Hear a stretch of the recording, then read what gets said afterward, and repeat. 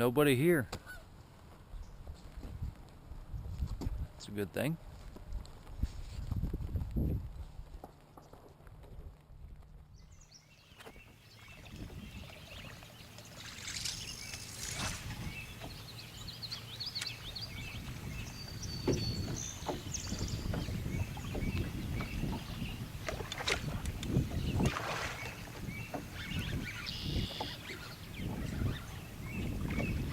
Jesus, my God.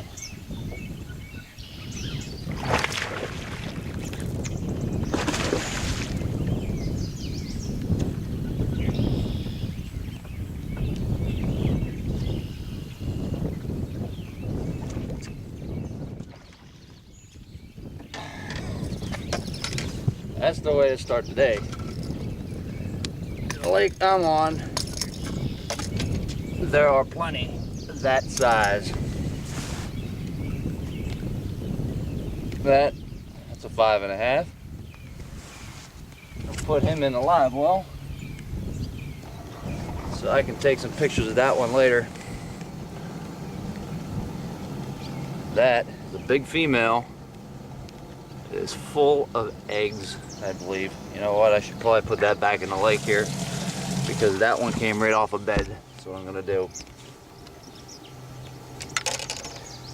Somewhat post-spawn to this morning. Rainy morning, kind of ugly out, but I'm on a very good lake as usual, and it's just starting to rain a little bit. I'm gonna throw a little buzzbait in the morning, but I want to talk about the importance of swim jigs, and particularly the all-terrain tackle swim jigs, and how they can be used in post-spawn or even year-round.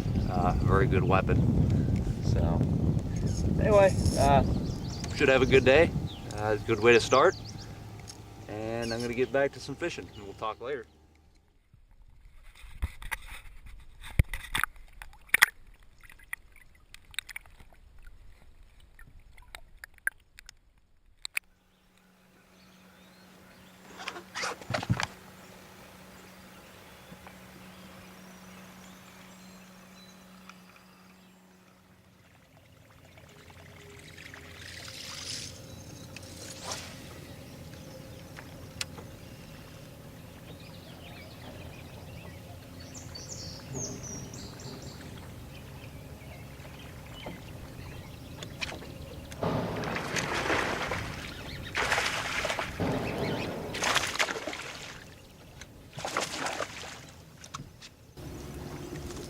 About 3 1/4, 3 1/2.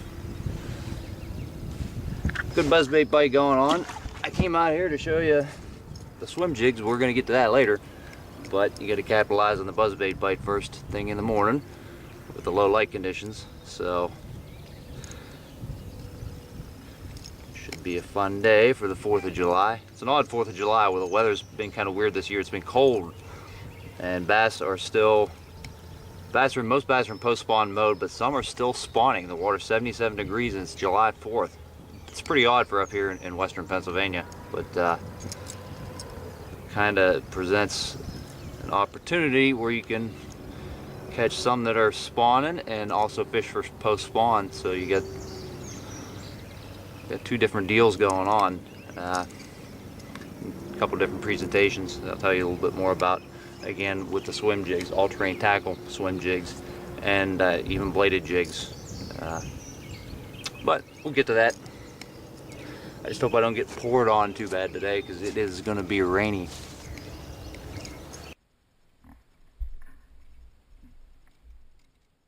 Alright, here's the head of a all-terrain tackle swim jig. You see how it's flat, a little rounded at the bottom, flat with almost like wings on it. Okay, that allows that to stay stable in the water and allows the water to go over the top of the head and keep it upright and keep it swimming along with that action that you want in the water. Lighter weed guard, because you don't want a real stiff weed guard with the with a swim jig. You want to get that hook set as soon as he bites. Stiffer weed guard requires a bigger, a little stronger hook set. But that lighter weed guard, that's a good design for a swim jig. A lot of people take a regular jig and just swim it. Well, you need something that's actually designed for swimming. A lighter wire hook, better hook sets when you're using longer casts, and most likely when you're using a swim jig, you're gonna be using a little bit lighter rod, almost like a spinnerbait rod rather than a jig rod, so that lighter wire hook helps on hook sets. So that's sort of the mechanics of it. I'd try them out. It's a good product for a specific technique.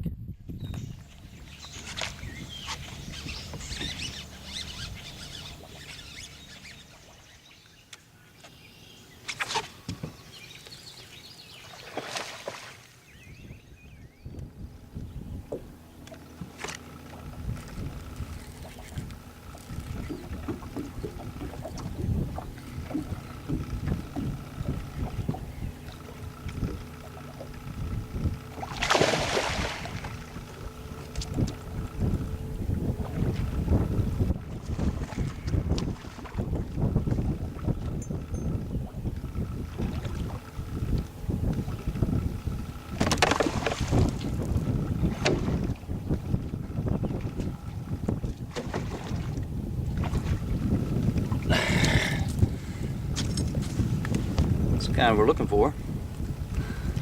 That is the kind we're looking for. Another pig. Another pig. Post spawn. Off on a break line where they're supposed to be this time of year.